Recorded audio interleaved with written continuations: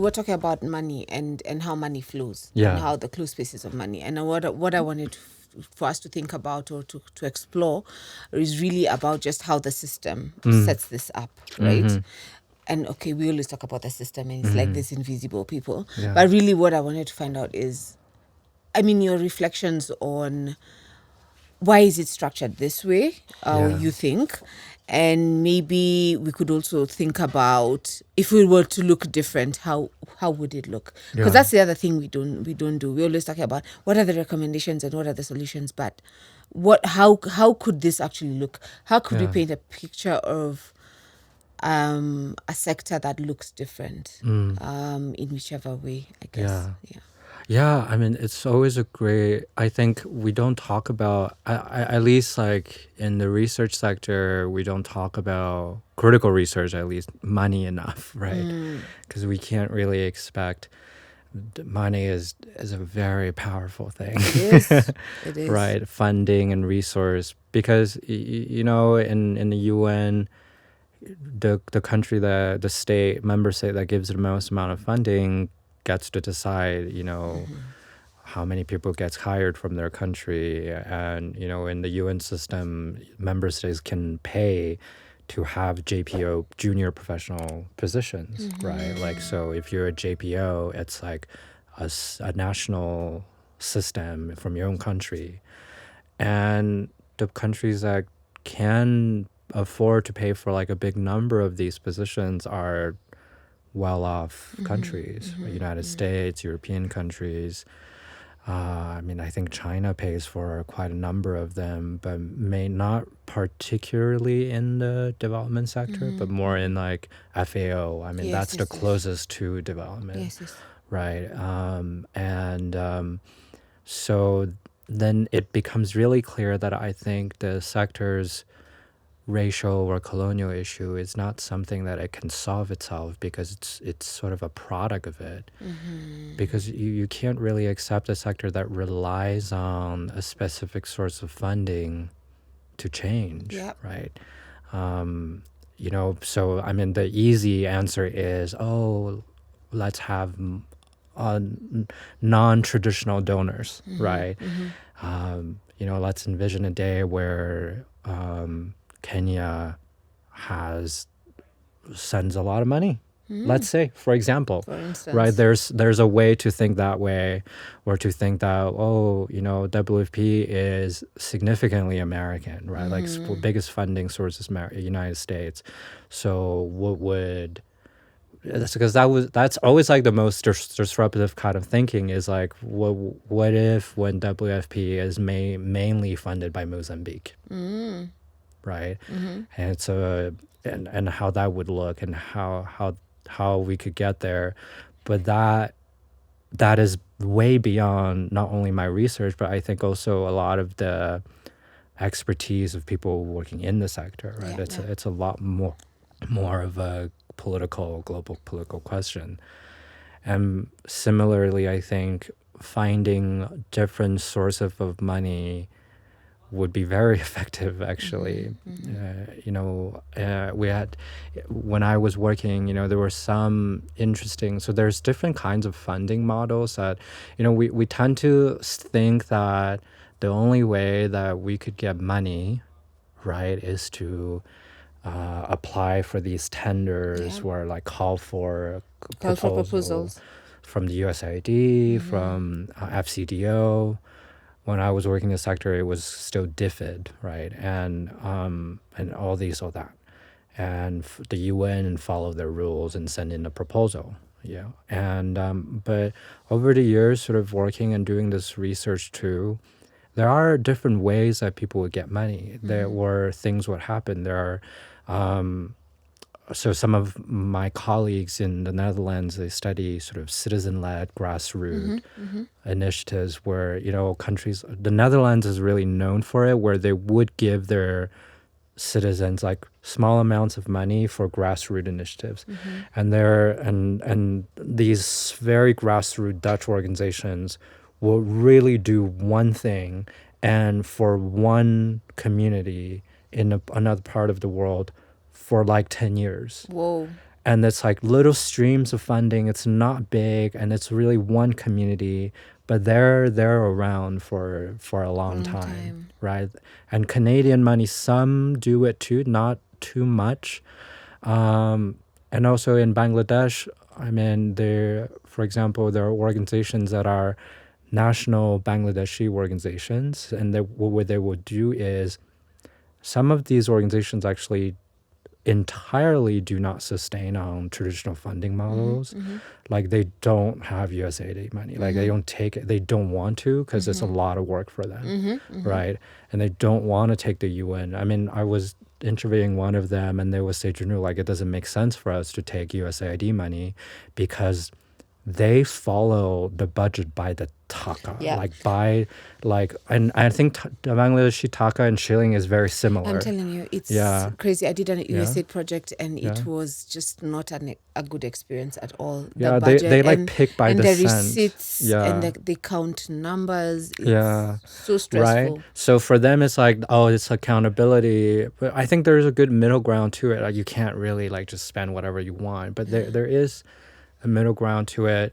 So this organization, I think along with the other few, what they would do is they will hire representatives in Europe and to be this country, like Luxembourg rep for this organization. And these people are directly fundraising, tapping into their like funds communities in Europe and channel those money directly to Bangladesh. So they have sort of, well, it's kind of like business or entrepreneurial in the sense, but essentially what happens is the Bangladesh team or the office none of them does fundraising. So they're all technical. Yeah. So what happens is they will get like an email or a message from their friend's representative and be like, hey, there's some donors and there's some money and they're interested in this area. Can you write something up? Right, and then they come up with a proposal for a program, and then they pitch it in France, and the money gets channeled this way.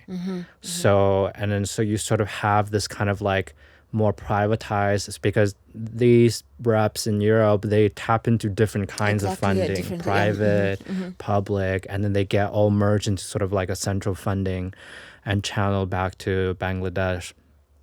That could be one way of, I mean, there's downsides to it too, you know, like, I mean, some of the managers in some of the organizations say, you know, they get a little bit too comfortable because they never really have to worry about money, right? Like, but also even I worked on a program that essentially was like a business enterprise by my organization. So them and the UNDP back in, early 2000s in the country invested to create the first like microfinance bank in the country. And over the years, the bank grew and it's now the second largest bank in the country. Whoa, which country is this? Mongolia. Whoa. So not now. So I think in 2019, they sold 19 or I think earlier, basically my organization sold their share. Because it's entirely sort of a microfinance bank and focus on giving services to sort of marginalized communities to do business. And they sold their share, and then they got a couple $1 million of just money that's theirs. There's not earmarked. That they obviously have to spend, right? Absolutely. Like, unrestricted money. Yeah, basically. and then they came up with their own program, and that was like a great experience. That is like a dream. They did like I think they funded a disaster resilience program that's multi-year. They did the organization. Also did this SMS weather forecast system for Mongolian herders that they like fully developed into sort of a system, and they handed it over to the government like weather department, meteorological department from that money. So, you know, there are other ways. I think it takes strategic leadership, right? So I think the question in this sense, a lot of the people who talk to me, I think their frustration is on HQ, right? Like, it's not really even the question of who is the expat, but rather who are the HQ, because they're the most, like, to a lot of the rural staff, even the most elusive group of people, right? Like they're like there, and what are they? What do they do? You get an email from them, and it's like, we're doing localization now, and you're like, what is that?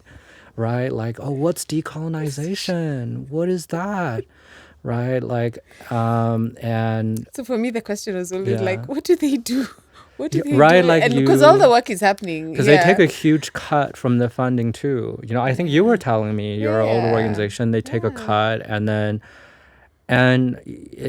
so when I think another scholar called Thomas Wise, and he writes about the humanitarian business, and he really explains, how it's a business-driven sector. So with that, you have to think how HQ lives on, which is overhead, Of course. right? The percentage of money that we all take from the donors' funding pool to run ourselves, right? And then different organizations have different percentage. I mean, I've worked on a program that would have a 40% overhead, right? Like, and then there's some programs that are 7%. And then the question is, we always kind of think, where is money going? Because, like, they're paying for our country directors, then, but what else? Like, what do they do for us? Right? Because, I mean, like, that was always the question, right? Like, it's kind of like the dad tax, but then your dad helps you, right? It's So I think that also is a question. You question, what is the point of an HQ? And then they could definitely have a significant purpose, but a lot of the professionals working in the sector don't know. So it's either they have no point, or they have a significant point that they have not communicated to people clearly. That's true. Right? And either way, I mean, is not like a good look, like, or a good thing for that to happen. Right? So how because we would kind of expect the HQ of an organization to be able to anticipate the USAID funding issue. Exactly. Because we would, I was talking to people, and some of the frustrations that people would have is like, like, this is not the first time that, President Trump has been in place like this. We've had a scare like this. So why was there nothing, no reaction, no anticipatory measure? Why have we been so comfortable with sort of this system of money getting, right? Because, like, if we're paying this much to our HQ leadership, was supposed to be our most highest level, full of foresight, full of market insight people, right? Yes. Then they should kind of realize Should have earlier on to you cushion should have known, this, right? Yeah. right? Like, and maybe we don't know, but then why do we not know, right? Like, we and as people who work in the sector, right? Like, and why has it been such a shock To everyone. right? Like, why is it such, then you start questioning, like, where is that 7%? Well, where is that 40% overhead going, right? And I interviewed someone who is in a country leadership position, and they were so they work for an international NGO. So they were very adamant on localization, not in the sense of hiring more staff for the organization, but rather to actually reduce the size of the organization so that there's more money that goes to local partners. Absolutely. Right? And then so their other point is, so when we give those money, then they give those money to the local partners, the overhead stays the same. So for them, 7%, then the local partners, local Kenyan NGOs or local Bangladeshi NGOs will get 7%. Right? Their point was actually, they kind of need more, but sure, we'll do 7%. And their HQ was incredibly not happy about it. Absolutely. Right? Because it's a business decision. It is. Like, the higher the overhead going to local partners, the less of a cut that the organization gets. Yeah. So, and then coming all the way back, why have international organizations been so receptive of the localization discourse, and the but yet it's something that actually fundamentally hurts them, right? Like, why are they? Because there's sort of like a perfect sort of middle ground where if localization can be framed as we hire more local staff, that still means that the organization will can have a giant office in a country in Kenya. in Kenya, And they let's just say. move from wherever they were and they And then go. they reduce capital cost, and then they still have a giant presence, and they still get to retain a lot of money to themselves, right? Because localization in the sense of the person I was talking to, in their sense, is the organization gets smaller. The Right. organization gets slower cuts of money, and the other money goes to the community. Absolutely. Right. And that is not something that organizations are happy with in an administrative sense. But that's because right. Like, there's so many people, like there's livelihoods. I always say this conversation is a livelihoods conversation. yeah, like It's people's just jobs are it's relying people's on jobs. it. Yeah. And I reflect about that a lot because it's when I think about it, and it's people's jobs even in the global west or north. Yeah. Right. I was reading somewhere in one of your articles actually that it's a middle class. Yeah. Like it's middle class. Yeah. The people who come into these roles are not the rich, they're the middle class. Yeah. So if it's a middle class person who lives in Brighton, Yeah. a white They have middle a class family. person who lives in Brighton, Yeah. who's gonna lose a job. Yeah. Right? So we always imagine that all those Westerners who come here are these rich, I don't know, fancy people. They're not. They're middle class. Yeah. Even in their own countries, and they go back into their Yeah. 2-bedroomed apartment. Yeah. They'll come here. It's so interesting. I had a colleague once who was living in this really fancy place in Nairobi because her husband was working in the UN, and she was working in an international organization, and then she was leaving, and she told me, what, Wairo, I'm going back to my country, and I'm going to live in a house that's like the size of, that's smaller than my sitting room currently. So, and she was just saying that from the perspective that, you think that she's rich, but she really isn't. It's just contextual. Yeah, that's definitely, I mean, I've talked to people who would say, hey, like, well, working in this country is hard, but we lived like kings there, Junru. Like, we had a maid, we had a driver, and and it's common. People make strategic choice to join this sector, and it's kind of like, yeah, you kind of have to respect people's game a little bit. Yeah, sure, good for you, like, good job. And you can't really blame an individual for it, but you look at then why is it even possible to happen? Right? Because similarly, I think I was talking to someone else who is currently having the biggest recruitment issue in their own organization of hiring middle management Kenyan professionals, because people who do qualify to do those jobs can also just expatriate an hour away to South Sudan and work as an expat and get R&R, right, and get benefits. So why would you make national Kenyan salary when you can bank an hour away, right? And you can come back every weekend, take a flight. And how expensive is the flight compared to like what you get charged or what you get paid, right? So it's like everybody thinks for their livelihood, and it's inherently a personal issue and less of like a race or a gender issue. But then the race and gender issue comes in is, why is it a little bit easier for someone to retain that kind of life than somebody else, right? I mean, and one of the other things that I see is that the tragedy is that the people who are on the losing end of the stick is the community. Yeah. because Yeah, right. we don't have to talk about the communities at all. Like, this isn't a And conversation. I mean, and that's the thing, right? It's Yeah. like it's talking about us and all these Yeah. people, and even the Kenyans and whoever who are working in the sector. Many of them, big majority is privileged people, even Yeah. in the country, right? Yeah. And so I always say it's the communities who are on the losing end, because we're using their names and their circumstances to raise money, and they're the ones who are not getting the money, or who are not getting what they deserve, I guess. Yeah. Or they're getting a fraction of what they deserve. But what I always wonder is, even if we poured out, and we used to have this conversation, even if we poured out billions, and that has happened, right? Over the years, billions of dollars has come through the sector.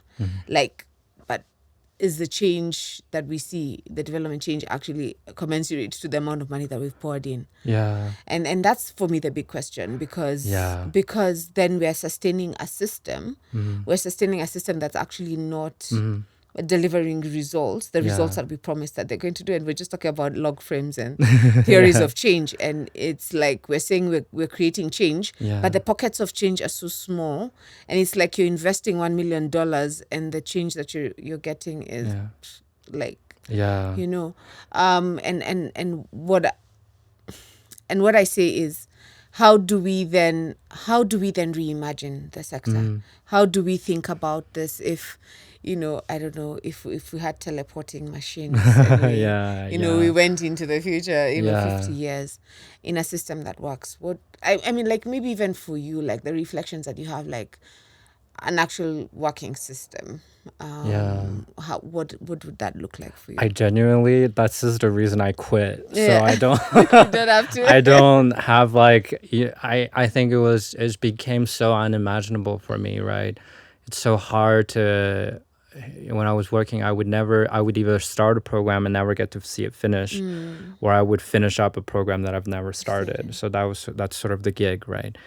And it's not easy to see tangible result, right? Like beyond what people drinking water or, and that was hard. But I think the baseline is to readjust our expectations, in the sense that, why are we expecting to change something so systemic in the span of one program? Right? Like, why are we so, well, yeah, obviously we're in a rush because we don't, like, people are having a hard time. But also, why are we in a rush in the sense that we have to show that we've changed something so fundamental in just 5 years and $20 million. And, well, $20 million, I can dream for a $20 million program. For 5 years, For 5 years. Especially in this context now. Yeah, right. But then, for a person, even at a personal level, for a person to change their minds about something, it can take years. So why would we expect any community to change in 6 months, right? Like, why? And I think, right, when we make peace with the fact that things take time, and we have more realistic expectations on how we could help people, then I think it would be a great start, right? But I genuinely, I've done research on this sector for this many years, and I genuinely, it's still hard for me to imagine the future of the sector, right? Like how it is. Maybe that makes me someone who's less fit to be working in an HQ's position, because I genuinely have little to no foresight about, I just simply have a hard time imagining it, right? Oh, maybe we could help community better this way. Because when we look at the things that we do, I mean, when I was working in the sector, I constantly asked, like, shouldn't there be a government agency that does this? Like, shouldn't be the central bank that does financial services? Like, shouldn't there be like an association that does this, right? Like, where's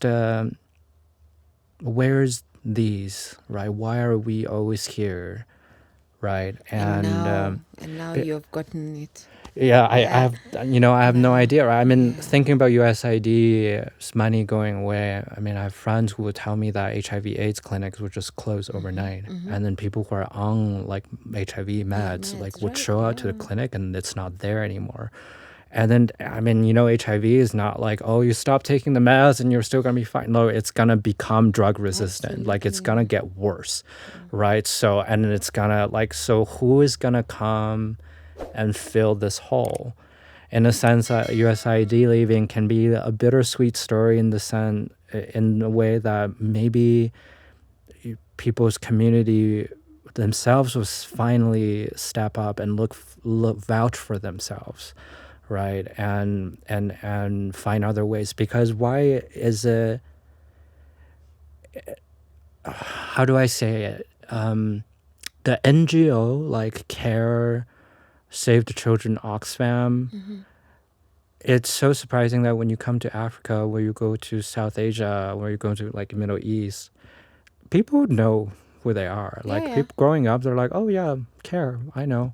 But in China, in Canada, in the U.S., in Europe, most people don't know. Like they don't. It's not part of their memory growing up. Like it's not a significant thing for them. Except in the UK, I think. Yeah, in the maybe. UK, Yeah, except maybe because I've never been to UK, so no. So like they've never had to.